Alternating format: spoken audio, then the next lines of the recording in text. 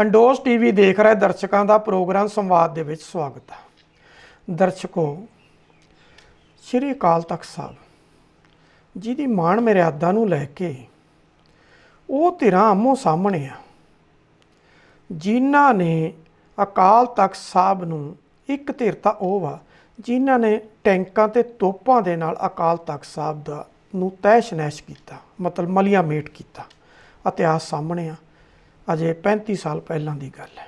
ਦੂਜੇ ਬੰਨੇ ਉਹ ਧਿਰ ਜਿਨ੍ਹਾਂ ਨੇ ਪਿਛਲੇ 25 ਸਾਲਾਂ ਤੋਂ ਅਕਾਲ ਤਖਤ ਸਾਹਿਬ ਦੀ ਜਿਹੜੀ ਮਾਣ ਮਰਿਆਦਾ ਉਹਨੂੰ ਮਿੱਟੀ 'ਚ ਮਿਲਾਇਆ।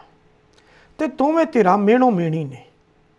ਉਹ ਕਹਿੰਦੇ ਆ ਕਿ ਇਹ ਅਕਾਲ ਤਖਤ ਸਾਹਿਬ ਦੇ ਇਲਾਹੀ ਹੁਕਮ ਨੂੰ ਨਹੀਂ ਮੰਨਦੇ, ਅਤੇ ਉਹ ਦੂਸਰੀ ਧਿਰ ਕਹਿੰਦੀ ਆ ਕਿ ਅਕਾਲ ਤਖਤ ਸਾਹਿਬ ਤੋਂ ਮੁਨਕਰ ਹੋਣ ਵਾਲਾ ਕੌਣ ਹੈ।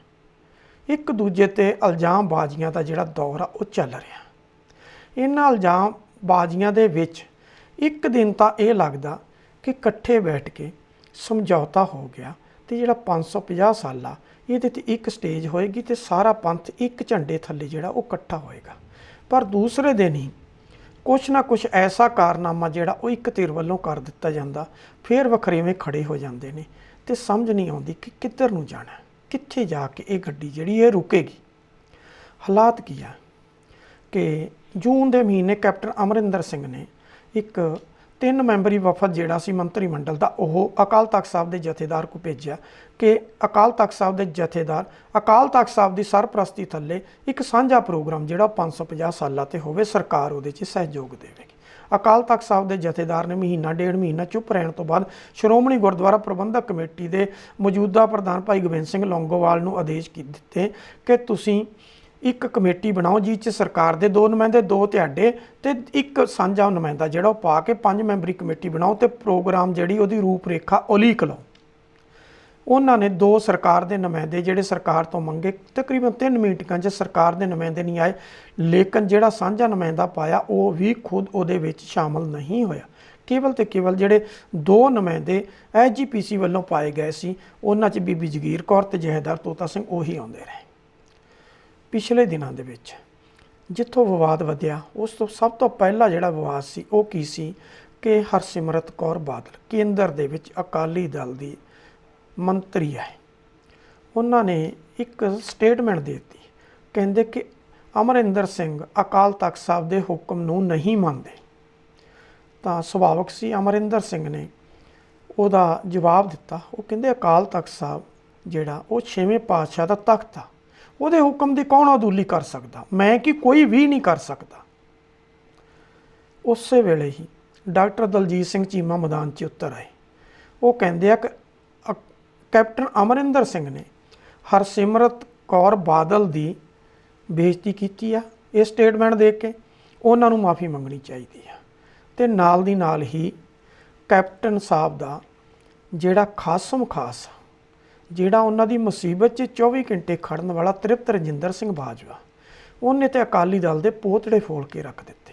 ਉਹਨੇ ਕਿਹਾ ਜੋ ਅਕਾਲ ਤਖਤ ਸਾਹਿਬ ਦੀ ਮਾਣ ਮਰਿਆਦਾ ਦੀਆਂ ਧੱਜੀਆਂ ਅਕਾਲੀ ਦਲ ਨੇ ਉਡਾਈਆਂ, ਉਹ ਅੱਜ ਤੱਕ ਕਿਸੇ ਨੇ ਵੀ ਨਹੀਂ ਉਡਾਈਆਂ। ਹੁਣ ਅਸੀਂ ਸ਼ੁਰੂ 'ਚ ਕਹਿ ਕੇ ਹਟੇ ਹਾਂ, ਕਾਂਗਰਸ ਪਾਰਟੀ ਉਹ ਵਾ ਜਿਹਦੀ ਪੰਜਾਬ 'ਚ ਇਸ ਵੇਲੇ ਸਰਕਾਰ ਆ, ਕੈਪਟਨ ਅਮਰਿੰਦਰ ਸਿੰਘ ਦੀ ਅਗਵਾਈ 'ਚ ਬਣੀ ਹੋਈ।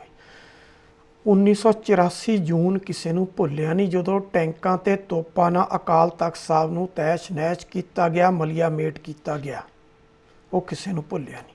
ਪਰ ਇਹਦੇ ਨਾਲ ਹੀ ਦੂਸਰੀ ਗੱਲ ਜਿਹੜੀ ਤ੍ਰਿਪਤ ਰਜਿੰਦਰ ਸਿੰਘ ਬਾਜਵਾ ਨੇ ਚੱਕੀ ਆ, ਦਮ ਤਾਂ ਉਹਦੇ 'ਚ ਵੀ ਬਹੁਤ ਆ, ਅਤੇ ਇਹਦੇ ਵਿੱਚ ਤੋਂ ਵੀ ਇਨਕਾਰ ਨਹੀਂ ਕੀਤਾ ਜਾ ਸਕਦਾ ਕਿ ਤਕਰੀਬਨ ਜਿੰਨੀ ਦੇਰ ਤੱਕ ਗੁਰਚਰਨ ਸਿੰਘ ਟੌਹੜਾ ਕੋਲੇ SGPC ਦੀ ਫੁੱਲ ਫਲੈਸ਼ ਜਿਹੜੀ ਸੀਗੀ ਉਹ ਕਮਾਂਡ ਰਹੀ, ਉਨੀ ਦੇਰ ਤੱਕ ਟੌਹੜਾ ਸਾਹਿਬ ਅਕਾਲ ਤਖਤ ਸਾਹਿਬ ਨੂੰ ਆਪਣੇ ਮਫਾਦ ਲਈ ਵਰਤਦੇ ਰਹੇ। ਅਤੇ ਜਦੋਂ 1996 ਦੇ ਵਿੱਚ ਸਾਰੀ ਦੀ ਸਾਰੀ ਜਿਹੜੀ ਪਾਵਰ ਸੀ ਉਹ ਪ੍ਰਕਾਸ਼ ਸਿੰਘ ਬਾਦਲ ਕੋਲ ਆ ਗਈ, ਅਤੇ ਫਿਰ ਉਸ ਵੇਲੇ ਪ੍ਰਕਾਸ਼ ਸਿੰਘ ਬਾਦਲ ਅਤੇ ਉਹਦਾ ਪੂਰੇ ਦਾ ਪੂਰਾ ਜਿਹੜਾ ਗਰੁੱਪ ਸੀ, ਉਹਨਾਂ ਨੇ ਅਕਾਲ ਤਖਤ ਸਾਹਿਬ ਨੂੰ ਆਪਣੇ ਮਫਾਦ ਦੇ ਲਈ ਜਿਹੜਾ ਉਹ ਵਰਤਿਆ। ਇਹ ਤੋਂ ਮੁਨਕਰ ਨਹੀਂ ਹੋਇਆ ਜਾ ਸਕਦਾ।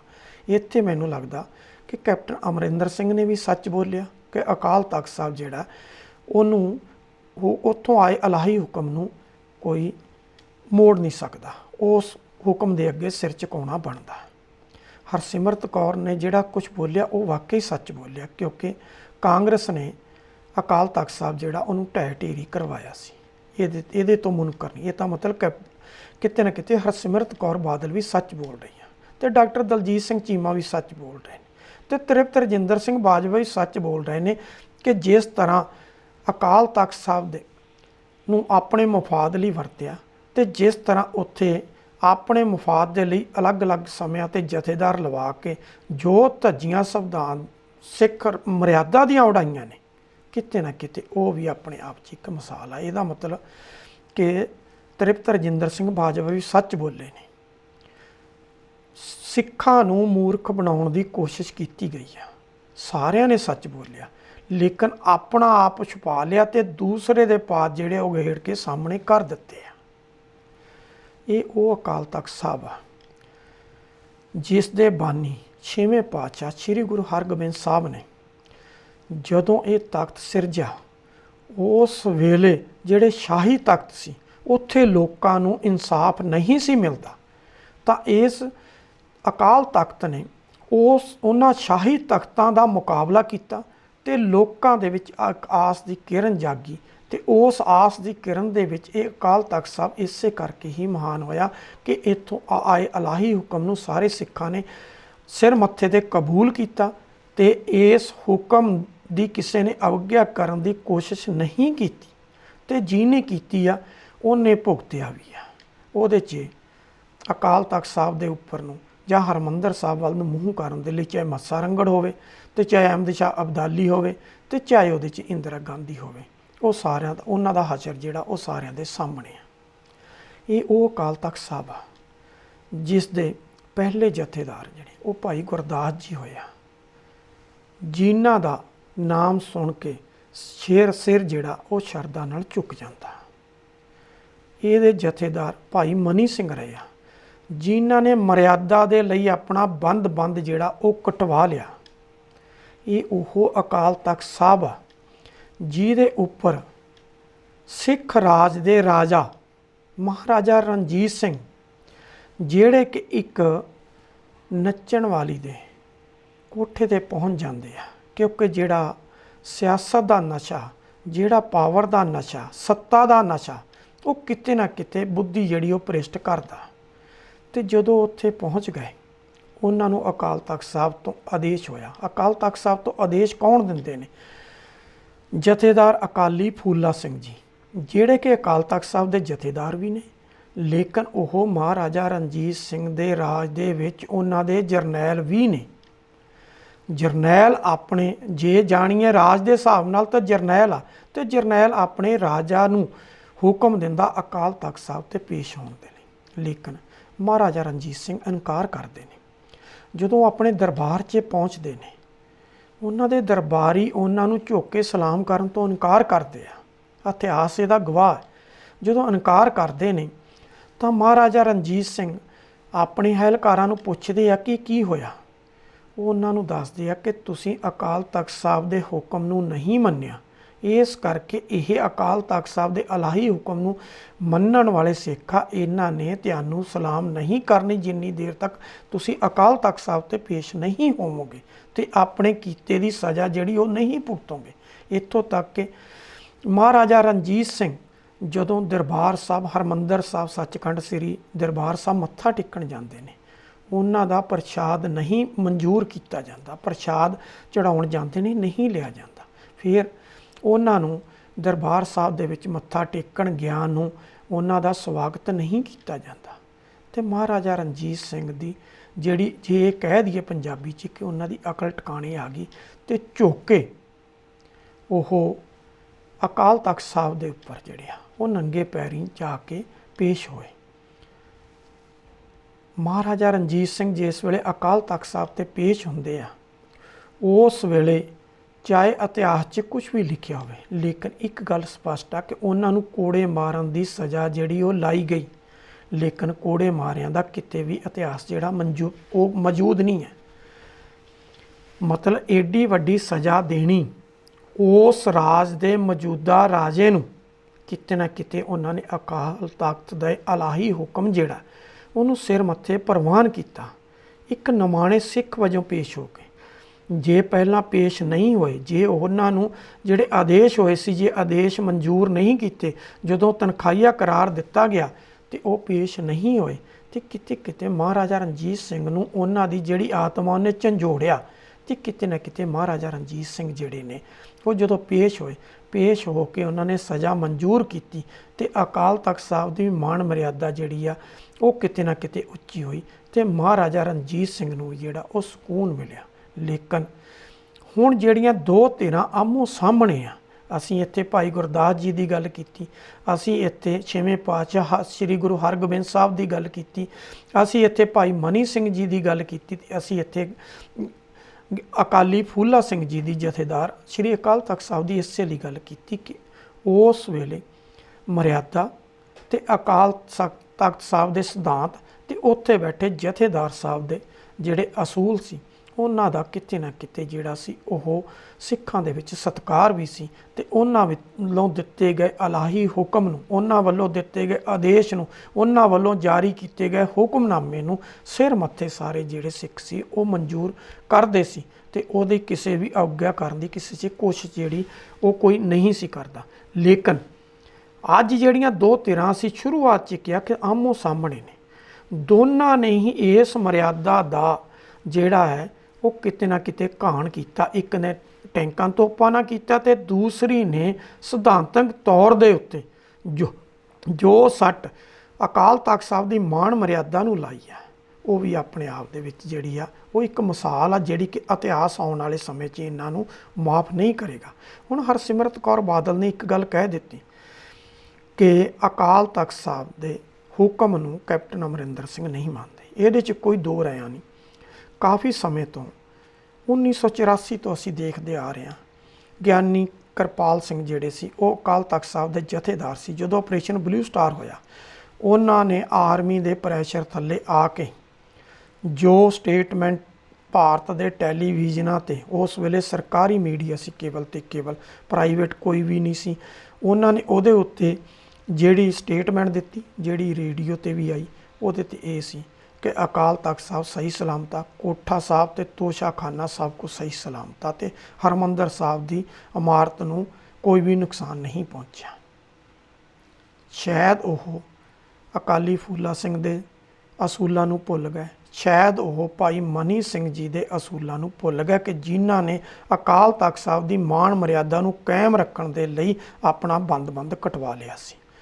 ਉਦੋਂ ਤੋਂ ਲੈ ਕੇ ਅੱਜ ਤੱਕ ਨਿਰੰਤਰ ਜਿਹਦਾ ਵੀ ਸ਼੍ਰੋਮਣੀ ਗੁਰਦੁਆਰਾ ਪ੍ਰਬੰਧਕ ਕਮੇਟੀ ਦੇ ਉੱਪਰ ਕਾਬਜ਼ ਧੇਰਾ, ਉਹਨਾਂ ਨੇ ਅਕਾਲ ਤਖਤ ਸਾਹਿਬ ਦੇ ਜਥੇਦਾਰਾਂ ਨੂੰ ਆਪਣੀ ਮਰਜ਼ੀ ਮੁਤਾਬਕ ਨਿਯੁਕਤ ਕਰਵਾਇਆ, ਤੇ ਉਹਨਾਂ ਨੂੰ ਨਿਯੁਕਤ ਕਰਕੇ ਉਹਨਾਂ ਤੋਂ ਆਪਣੀ ਮਰਜ਼ੀ ਮੁਤਾਬਕ ਜਿਹੜੇ ਉਹ ਫੈਸਲੇ ਕਰਵਾਏ, ਜਿਹੜੇ ਕਿ ਉਹਨਾਂ ਦੇ ਮਨ ਨੂੰ ਭਾਉਂਦੇ ਸੀ।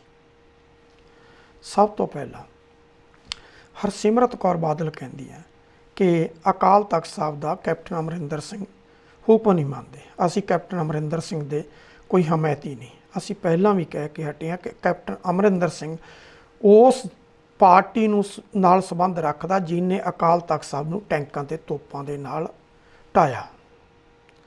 ਹੁਣ ਹਰਸਿਮਰਤ ਕੌਰ ਬਾਦਲ ਸ਼ਾਇਦ ਇਸ ਗੱਲ ਨੂੰ ਭੁੱਲ ਗਈ, 1998 ਦੇ ਵਿੱਚ ਜਦੋਂ ਕਿ ਖਾਲਸਾ ਪੰਥ ਦੇ 300 ਸਾਲਾ ਸਾਜਨਾ ਦਿਵਸ ਦੀ ਜਿਹੜੀ ਸ਼ਤਾਬਦੀ ਸੀ ਉਹ ਮਨਾਈ ਜਾਣੀ ਸੀ, ਤਾਂ ਉਸ ਵੇਲੇ ਅਕਾਲ ਤਖਤ ਸਾਹਿਬ ਦੇ ਜਥੇਦਾਰ ਭਾਈ ਰਣਜੀਤ ਸਿੰਘ ਨੇ ਇੱਕ ਹੁਕਮ ਦਿੱਤਾ ਸੀ ਕਿ ਉਸ ਵੇਲੇ ਟੌਹੜਾ ਸਾਹਿਬ ਦਾ ਧੜਾ ਤੇ ਬਾਦਲ ਸਾਹਿਬ ਆਪਸ ਦੇ ਵਿੱਚ ਕਾਟੋ ਕਲੇਸ਼ 'ਚ ਫਸ ਚੁੱਕੇ ਸੀ। ਉਹਨਾਂ ਨੇ ਆਦੇਸ਼ ਦਿੱਤਾ ਸੀ ਕਿ ਦੋਵੇਂ ਧਿਰਾਂ 300 ਸਾਲੇ ਤੱਕ ਕਿਸੇ ਦੇ ਵਿਰੁੱਧ ਬਿਆਨਬਾਜ਼ੀ ਨਹੀਂ ਕਰਨਗੀਆਂ ਤੇ ਇਕੱਠੇ ਬੈਠ ਕੇ ਮਨਾਇਆ ਜਾਊਗਾ। ਲੇਕਿਨ ਹੋਇਆ ਕੀ ਕਿ ਸ਼੍ਰੋਮਣੀ ਗੁਰਦੁਆਰਾ ਪ੍ਰਬੰਧਕ ਕਮੇਟੀ ਦੀ ਐਡਜੈਕਟਿਵ, ਜਿਸ ਦੇ ਉੱਪਰ ਬਾਦਲ ਗਰੁੱਪ ਦਾ ਪੂਰਾ ਕਬਜ਼ਾ ਸੀ, ਉਹਨਾਂ ਨੇ ਜਦੋਂ ਗੁਰਚਰਨ ਸਿੰਘ ਟੌਹੜਾ ਨੂੰ ਉਹਨਾਂ ਦੇ ਅਹੁਦੇ ਤੋਂ ਫਾਰਗ ਕਰ ਦਿੱਤਾ, ਤੇ ਉਹਨਾਂ ਦੀ ਜਗ੍ਹਾ ਦੇ ਉੱਤੇ ਜਿਹੜਾ ਸੀਗਾ ਉਸ ਵੇਲੇ ਬੀਬੀ ਜਗੀਰ ਕੌਰ ਨੂੰ ਨਵੀਂ ਪ੍ਰਧਾਨ ਥਾਪ ਦਿੱਤਾ, ਤਾਂ ਅਕਾਲ ਤਖਤ ਸਾਹਿਬ ਦੇ ਜਥੇਦਾਰ ਨੇ ਪੂਰੀ ਅਕਾਲੀ ਦਲ ਦੀ ਲੀਡਰਸ਼ਿਪ ਜਿਹੜੀ ਸੀ ਉਹਨਾਂ ਨੂੰ ਅਕਾਲ ਤਖਤ ਸਾਹਿਬ 'ਤੇ ਤਲਬ ਕਰ ਲਿਆ, ਤੇ ਅਕਾਲੀ ਦਲ ਤੇ SGPC ਨੇ ਰਲ ਕੇ ਅੰਮ੍ਰਿਤਸਰ ਰੈਸਟ ਹਾਊਸ 'ਚ ਬੈਠ ਕੇ ਅਕਾਲ ਤਖਤ ਸਾਹਿਬ ਦੇ ਜਥੇਦਾਰ ਭਾਈ ਰਣਜੀਤ ਸਿੰਘ ਨੂੰ ਅਹੁਦੇ ਤੋਂ ਫਾਰਗ ਕਰ ਦਿੱਤਾ, ਉਹਨਾਂ ਤੇ ਕੋਈ ਨਿੱਜੀ ਦੋਸ਼ ਲਾ ਕੇ। ਇਹ ਵੀ ਇੱਕ ਆਪਣੇ ਆਪ 'ਚ ਮਿਸਾਲ ਸੀ ਕਿ ਅਕਾਲ ਤਖਤ ਸਾਹਿਬ ਦਾ ਜਥੇਦਾਰ ਅਰੈਸਟ ਹਾਊਸ 'ਚ ਬੈਠ ਕੇ ਬਦਲਿਆ ਜਾਂਦਾ, ਤੇ ਪ੍ਰਕਾਸ਼ ਸਿੰਘ ਬਾਦਲ ਨੇ ਉਹਦਾ ਐਲਾਨ ਖੁਦ ਕੀਤਾ ਕਿ ਗਿਆਨੀ ਪੂਰਨ ਸਿੰਘ ਨੂੰ ਅਕਾਲ ਤਖਤ ਸਾਹਿਬ ਦਾ ਜਥੇਦਾਰ ਜਿਹੜਾ ਉਹ ਨਿਯੁਕਤ ਕੀਤਾ ਜਾਂਦਾ ਹੈ। ਹੁਣ ਇਹ ਦੇਖਣ ਵਾਲੀ ਗੱਲ ਹੈ ਕਿ ਅਕਾਲ ਤਖਤ ਸਾਹਿਬ ਨੂੰ ਇੱਕ ਨੇ ਤਾਂ ਟੈਂਕਾਂ ਤੋਪਾਂ ਨਾਲ ਢਾਇਆ, ਤੇ ਦੂਸਰੇ ਜਿਹੜੇ ਆ ਉਹਨਾਂ ਨੇ ਉਹ ਤੇ ਸਿਧਾਂਤ ਜਿਹੜੇ ਸੀ ਉਹਨਾਂ ਨੂੰ ਮਲੀਆ ਮੇਟ ਕਰਨ ਦੇ ਵਿੱਚ ਕੋਈ ਕਸਰ ਜਿਹੜੀ ਆ ਉਹ ਬਾਕੀ ਨਹੀਂ ਛੱਡੀ। ਇੱਥੇ ਹੀ ਨਹੀਂ, ਗਿਆਨੀ ਪੂਰਨ ਸਿੰਘ ਨੂੰ ਅਕਾਲ ਤਖਤ ਸਾਹਿਬ ਦਾ ਜਥੇਦਾਰ ਨਿਯੁਕਤ ਕਰ ਦਿੱਤਾ ਗਿਆ। ਗਿਆਨੀ ਪੂਰਨ ਸਿੰਘ ਅਕਾਲ ਤਖਤ ਸਾਹਿਬ ਦੇ ਜਥੇਦਾਰ ਸੀ। ਉਹਨਾਂ ਦਾ ਤੇ ਸ਼੍ਰੋਮਣੀ ਗੁਰਦੁਆਰਾ ਪ੍ਰਬੰਧਕ ਕਮੇਟੀ ਦੀ ਪ੍ਰਧਾਨ ਬੀਬੀ ਜਗੀਰ ਕੌਰ ਦਾ ਆਪਸ 'ਚ ਕਾਟੋ ਕਲੇਸ਼ ਚੱਲ ਪਿਆ। ਉਸ ਵੇਲੇ ਨਾਨਕਸ਼ਾਹੀ ਕੈਲੰਡਰ ਜਿਹੜਾ ਸੀ ਉਹਦੇ ਤੇ ਬਹੁਤ ਮੁੱਦਾ ਭਖਿਆ ਹੋਇਆ ਸੀ ਕਿ ਇਹ ਲਾਗੂ ਹੋਣਾ ਚਾਹੀਦਾ, ਤੇ ਇਹਦੇ ਮੁਤਾਬਕ ਹਰ ਸਾਲ ਦੇ ਵਿੱਚ ਹਰ ਗੁਰੂ ਸਾਹਿਬਾਨ ਨਾਲ ਸੰਬੰਧਿਤ ਜਿਹੜੇ ਦਿਹਾੜੇ ਆਉਣੇ ਚਾਹੀਦੇ ਆ। ਗਿਆਨੀ ਪੂਰਨ ਸਿੰਘ ਤੇ ਬੀਬੀ ਜਗੀਰ ਕੌਰ 'ਚ ਇਹ ਵਿਵਾਦ ਨਿਰੰਤਰ ਚੱਲਦਾ ਸੀ। ਕੁਝ ਸਾਲ ਐਸੇ ਸੀ ਜਿਹਦੇ 'ਚ ਕੁਝ ਦਿਹਾੜੇ ਜਿਹੜੇ ਸੀਗੇ, ਖਾਸ ਕਰਕੇ ਦਸਮ ਪਾਤਸ਼ਾਹ ਦਾ ਜਨਮ ਦਿਹਾੜਾ ਜਿਹੜਾ ਸੀ ਉਹ ਕਿਸੇ ਸਾਲ 'ਚ ਨਹੀਂ ਸੀ ਆਉਂਦਾ। ਉਹ ਕਹਿੰਦੇ ਸੀ ਵੀ ਇਹਨੂੰ ਮਿਲ ਬੈਠ ਕੇ ਦਿਹਾੜਾ ਜਿਹੜਾ ਉਹ ਹਰ ਸਾਲ ਜਿਹੜਾ ਆਉਣਾ ਜ਼ਰੂਰੀ ਆ। ਉਹਦੇ ਪਿੱਛੇ ਵਿਵਾਦ ਭਖਿਆ, ਤੇ ਬੀਬੀ ਜਗੀਰ ਕੌਰ ਨੇ ਅਕਾਲ ਤਖਤ ਸਾਹਿਬ ਦੇ ਜਥੇਦਾਰ ਵੱਲੋਂ ਦਿੱਤੇ ਹੋਏ ਹੁਕਮ ਦੀ ਅਦੁਲੀ ਕੀਤੀ, ਤੇ ਉਹਨਾਂ ਨੇ ਉਹਨਾਂ ਦੇ ਸੁਝਾਅ ਦੇ ਮੁਤਾਬਕ ਉਹ ਦਿਹਾੜਾ ਮਨਾਉਣ ਤੋਂ ਇਨਕਾਰ ਕਰ ਦਿੱਤਾ। ਤੇ ਜਥੇਦਾਰ ਸਾਹਿਬ ਨੇ ਵੀ ਬਹੁਤ ਵੱਡਾ ਕਾਰਨਾਮਾ ਕੀਤਾ ਕਿ ਉਹ ਹਜੂਰ ਸਾਹਿਬ ਨੰਦੇੜ ਨੂੰ ਜਾ ਰਹੇ ਸੀ, ਤੇ ਉਹਨਾਂ ਨੇ ਗੂਨਾ ਮੱਧ ਪ੍ਰਦੇਸ਼ ਦਾ ਇੱਕ ਸ਼ਹਿਰ ਆ, ਉੱਥੇ ਜਾ ਕੇ ਇੱਕ ਫੈਕਸ ਭੇਜ ਦਿੱਤੀ ਕੱਲਿਆਂ ਨੇ।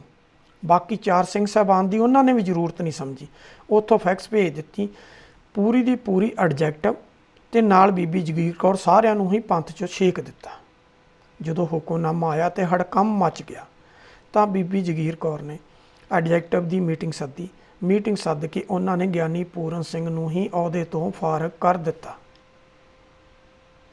ਇਹ ਵੀ ਇੱਕ ਜਿਸ ਮਾਣ ਮਰਿਆਦਾ ਦੀ ਗੱਲ ਹਰਸਿਮਰਤ ਕੌਰ ਕਰਦੀ ਹੈ, ਸ਼ਾਇਦ ਉਹਨੂੰ ਸਮਝ ਜਾਣਾ ਚਾਹੀਦਾ ਕਿ 2 ਉਦਾਹਰਨਾਂ ਇਹ ਨੇ। ਤੀਸਰੀ ਉਦਾਹਰਨ ਇੱਕ ਹੋਰ ਇਸ ਤੋਂ ਅੱਗੇ ਵੀ ਪਈ ਆ।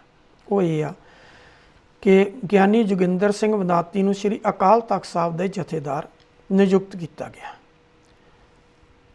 ਉਹ ਸਨ 2000 ਮਾਰਚ ਤੋਂ ਲੈ ਕੇ ਲਗਾਤਾਰ ਅਕਾਲ ਤਖਤ ਸਾਹਿਬ ਦੇ ਜਥੇਦਾਰ ਵਜੋਂ ਸੇਵਾ ਨਿਭਾਉਂਦੇ ਚਲੇ ਆਏ।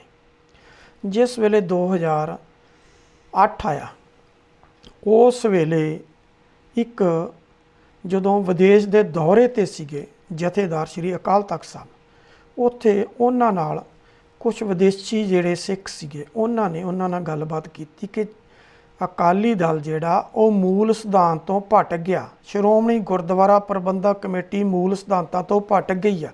ਤੁਸੀਂ ਅਕਾਲ ਤਖਤ ਸਾਹਿਬ ਦੇ ਜਥੇਦਾਰ ਹੋ, ਤੁਸੀਂ ਇਹਨਾਂ ਨੂੰ ਆਦੇਸ਼ ਦਿਓ ਕਿ ਮੂਲ ਸਿਧਾਂਤਾਂ ਨਾਲ ਜੁੜੇ ਰਹਿਣ। ਜੇ ਸਿੱਖ ਕੌਮ ਦੀ ਨੁਮਾਇੰਦਾ ਜਮਾਤ ਆ ਤਾਂ ਇਹਨਾਂ ਨੂੰ ਉਹ ਮੂਲ ਸਿਧਾਂਤਾਂ ਤੋਂ ਭਟਕਣਾ ਨਹੀਂ ਚਾਹੀਦਾ। ਤੇ ਜਥੇਦਾਰ ਸਾਹਿਬ ਨੇ ਉੱਥੋਂ ਹੀ ਇੱਕ ਬਿਆਨ ਜਾਰੀ ਕਰ ਦਿੱਤਾ ਕਿ ਅਕਾਲੀ ਦਲ ਵਾਕਿਆ ਹੀ ਆਪਣੇ ਮੂਲ ਸਿਧਾਂਤਾਂ ਤੋਂ ਭਟਕ ਚੁੱਕਿਆ। ਤੇ ਜਦੋਂ ਜਥੇਦਾਰ ਸਾਹਿਬ ਭਾਰਤ ਪਹੁੰਚੇ ਤੇ ਉਹ ਸ਼ਾਮ ਨੂੰ ਆਪਣੇ ਘਰ ਦੇ ਵਿੱਚ ਇਸ਼ਨਾਨ ਕਰ ਰਹੇ ਸੀ। ਉਹਨਾਂ ਨੂੰ ਇਸ਼ਨਾਨ ਕਰਨ ਦਾ ਵੀ ਪੂਰਾ ਮੌਕਾ ਨਹੀਂ ਦਿੱਤਾ ਗਿਆ। ਉਸ ਵੇਲੇ ਜਥੇਦਾਰ ਸੁਖਦੇਵ ਸਿੰਘ ਭੌਰ ਸ਼੍ਰੋਮਣੀ ਗੁਰਦੁਆਰਾ ਪ੍ਰਬੰਧਕ ਕਮੇਟੀ ਦੇ ਜਨਰਲ ਸਕੱਤਰ ਸੀ, ਤੇ ਉਹਨਾਂ ਨਾਲ ਰਜਿੰਦਰ ਸਿੰਘ ਮਹਿਤਾ ਜਿਹੜੇ ਕਿ ਉਸ ਵੇਲੇ ਸ਼੍ਰੋਮਣੀ ਗੁਰਦੁਆਰਾ ਪ੍ਰਬੰਧਕ ਕਮੇਟੀ ਦੀ ਐਗਜ਼ੈਕਟਿਵ ਦੇ ਮੈਂਬਰ ਸੀ। ਦੋਨੋਂ ਗਏ ਤੇ ਉਹਨਾਂ ਨੂੰ ਕਿਹਾ ਕਿ ਤੁਸੀਂ ਆਪਣਾ ਅਸਤੀਫਾ ਲਿਖ ਕੇ ਦੇ ਦਿਓ ਕਿ ਤੁਸੀਂ ਹੁਣ ਸਾਨੂੰ ਮਨਜ਼ੂਰ ਨਹੀਂ। ਇਹ ਵੀ ਇੱਕ ਉਦਾਹਰਨ ਆ ਸੱਚ ਬੋਲਣ ਦੀ। ਅਕਾਲ ਤਖਤ ਸਾਹਿਬ ਦੇ ਜਥੇਦਾਰ ਨੂੰ ਸੱਚ ਬੋਲਣ ਦੇ ਉੱਪਰ ਅਹੁਦੇ ਤੋਂ ਬਰਖਾਸਤ ਕੀਤਾ ਜਾ ਸਕਦਾ। ਉਹਨਾਂ ਨੇ ਕਿਹਾ ਕਿ ਮੈਨੂੰ ਸਮਾਂ ਤਾਂ ਦੇ ਦਿਓ, ਲੇਕਿਨ ਸਮਾਂ ਨਹੀਂ ਦਿੱਤਾ। ਉਹਨਾਂ ਤੋਂ ਅਸਤੀਫਾ ਲੈ ਲਿਆ ਗਿਆ, ਤੇ ਉਹਦੇ ਬਾਅਦ ਗਿਆਨੀ ਗੁਰਬਚਨ ਸਿੰਘ ਨੂੰ ਸ਼੍ਰੀ ਅਕਾਲ ਤਖਤ ਸਾਹਿਬ ਦਾ ਜਥੇਦਾਰ ਨਿਯੁਕਤ ਕਰ ਦਿੱਤਾ ਗਿਆ। ਤੇ ਗਿਆਨੀ ਗੁਰਬਚਨ ਸਿੰਘ ਦੇ ਸਮੇਂ ਦੇ ਵਿੱਚ ਹੀ ਪ੍ਰਕਾਸ਼ ਸਿੰਘ ਬਾਦਲ ਨੂੰ ਫਖਰ-ਏ-ਕੌਮ ਅਵਾਰਡ ਦਿੱਤਾ ਗਿਆ। ਉਹਦੀ ਵੀ ਗੱਲ ਕਰਾਂਗੇ। ਪਹਿਲਾਂ ਜਥੇਦਾਰ ਸਾਹਿਬ ਦੀ ਕਰ ਲਈਏ ਕਿ ਜਥੇਦਾਰ ਸਾਹਿਬ ਨੇ ਜਿਸ ਤਰ੍ਹਾਂ ਦੇ ਨਾਲ ਸਾਧ ਸਰਸੇ ਵਾਲੇ ਸਾਧ ਨੂੰ ਮੁਆਫੀ ਦਿੱਤੀ ਹੈ। ਔਰ ਜਿਸ ਤਰ੍ਹਾਂ ਗਿਆਨੀ ਗੁਰਮੁਖ ਸਿੰਘ ਜਿਹੜੇ ਕਿ ਉਸ ਵੇਲੇ ਤਖਤ ਆਪਣੇ ਤਲਵੰਡੀ ਸਾਬੋਂ ਤਖਤ ਸਾਹਿਬ ਦੇ ਜਥੇਦਾਰ ਸੀ, ਉਹਨਾਂ ਵੱਲੋਂ ਜਿਸ ਤਰ੍ਹਾਂ ਦੀ ਸਟੇਟਮੈਂਟ ਆਈ ਕਿ ਸਾਨੂੰ ਬਾਦਲ ਸਾਹਿਬ ਦੀ ਕੋਠੀ ਲਿਜਾ ਕੇ ਧੱਕੇ ਦੇ ਨਾਲ ਇਸ ਹੁਕਮਨਾਮੇ ਦੇ ਉੱਪਰ ਜਿਹੜੇ ਸੀ ਉਹ ਦਸਤਖਤ ਕਰਨ ਦੇ ਲਈ ਮਜਬੂਰ ਕੀਤਾ ਗਿਆ। ਇਹ ਵੀ ਆਪਣੇ ਆਪ ਦੇ ਵਿੱਚ ਇੱਕ ਮਿਸਾਲ ਆ। ਅਤੇ ਇਹ ਉਹ ਜਥੇਦਾਰ ਨੇ ਜਿਨ੍ਹਾਂ ਨੂੰ ਕਦੀ ਨਿਯੁਕਤ ਕਰ ਦਿੱਤਾ, ਕਦੀ ਬਦਲੀ ਕਰ ਦਿੱਤੀ ਗਈ, ਅਤੇ ਜਦੋਂ ਹੱਥ ਜੋ ਗੇਮ ਜਾਂਦੀ ਦਿਖੀ ਤਾਂ ਉਸੇ ਗਿਆਨੀ ਗੁਰਮੁਖ ਸਿੰਘ ਨੂੰ ਪਹਿਲਾਂ ਜਥੇ ਤੋਂ ਫਾਰਗ ਕਰਕੇ ਧਮਤਾਨ ਸਾਹਿਬ ਹਰਿਆਣੇ 'ਚ ਭੇਜ ਦਿੱਤਾ ਗਿਆ, ਅਤੇ ਮੁੜ ਕੇ ਜਦੋਂ ਦੇਖਿਆ ਕਿ ਜਸਟਿਸ ਰਣਜੀਤ ਸਿੰਘ ਕਮਿਸ਼ਨ ਵਾਲੀ ਰਿਪੋਰਟ ਦੇ ਵਿੱਚ ਉਹਨਾਂ ਦੇ ਦਿੱਤੇ ਹੋਏ ਬਿਆਨ ਜਿਹੜੇ ਆ ਜਾਂ ਉਹਨਾਂ ਦੇ ਭਰਾ ਦੇ ਆ ਉਹ ਸਾਡੇ ਵਿਰੁੱਧ ਜਾ ਰਹੇ ਨੇ, ਅਤੇ ਉਹਨੂੰ ਲਿਆ ਕੇ ਅਕਾਲ ਤਖਤ ਸਾਹਿਬ ਦਾ ਹੈੱਡ ਗ੍ਰੰਥੀ ਨਿਯੁਕਤ ਕਰਤਾ। ਸ਼ਾਇਦ ਅੱਜ ਕੱਲ੍ਹ ਅਕਾਲ ਤਖਤ ਸਾਹਿਬ ਦੇ 2 ਹੈੱਡ ਗ੍ਰੰਥੀ ਨੇ, ਭਾਈ ਮਲਕੀਤ ਸਿੰਘ ਅਤੇ ਗਿਆਨੀ ਗੁਰਮੁਖ ਸਿੰਘ। ਇਹ ਵੀ ਆਪਣੇ ਆਪ ਦੇ ਵਿੱਚ ਇੱਕ ਇਤਿਹਾਸ ਬਣਿਆ। ਹੁਣ ਗੱਲ ਕਰਾਂਗੇ ਪ੍ਰਕਾਸ਼ ਸਿੰਘ ਬਾਦਲ ਦੀ। ਪ੍ਰਕਾਸ਼ ਸਿੰਘ ਬਾਦਲ ਜਿਸ ਦਿਨ 5 ਸਤੰਬਰ ਨੂੰ ਪੂਰੇ ਦੇ ਪੂਰੇ ਸੁਲਤਾਨਪੁਰ ਲੋਧੀ ਨੂੰ ਚਿੱਟਾ ਰੰਗ ਕਰਨ ਦੀ ਜਿਹੜੀ ਸੇਵਾ ਸੀਗੀ ਉਹ ਆਰੰਭ ਕਰਵਾਈ ਸ਼੍ਰੋਮਣੀ ਗੁਰਦੁਆਰਾ ਪ੍ਰਬੰਧਕ ਕਮੇਟੀ ਤੋਂ। ਅਕਾਲੀ ਦਲ ਕਹਿੰਦਾ ਅਸੀਂ ਸੇਵਾ ਮੰਗ ਕੇ ਲਈ ਹੈ। ਜਿਸ ਦਿਨ ਉਹ ਸੇਵਾ ਸੀ ਉਸ ਦਿਨ ਪ੍ਰਕਾਸ਼ ਸਿੰਘ ਬਾਦਲ ਉੱਥੇ ਕਹਿੰਦੇ ਕਿ ਮੈਨੂੰ ਬਾਣੀ ਬਾਰੇ ਬਹੁਤੀ ਨੌਲੇਜ ਨਹੀਂ। ਇੱਥੋਂ ਤੱਕ ਗੋਬਿੰਦ ਸਿੰਘ ਲੌਂਗੋਵਾਲ ਜਿਹੜੇ ਨੇ ਇਹ ਸ਼੍ਰੋਮਣੀ ਗੁਰਦੁਆਰਾ ਪ੍ਰਬੰਧਕ ਕਮੇਟੀ ਦੇ ਪ੍ਰਧਾਨ ਨੇ, ਇਹਨਾਂ ਨੂੰ ਵੀ ਉਹਦੀ ਪੂਰੀ ਜ਼ਿਆਦਾ ਨੌਲੇਜ ਨਹੀਂ, ਅਤੇ ਇਸੇ ਤਰ੍ਹਾਂ ਦਿੱਲੀ ਗੁਰਦੁਆਰਾ ਮੈਨੇਜਮੈਂਟ ਕਮੇਟੀ ਦੇ ਪ੍ਰਧਾਨ ਨੂੰ ਨਹੀਂ।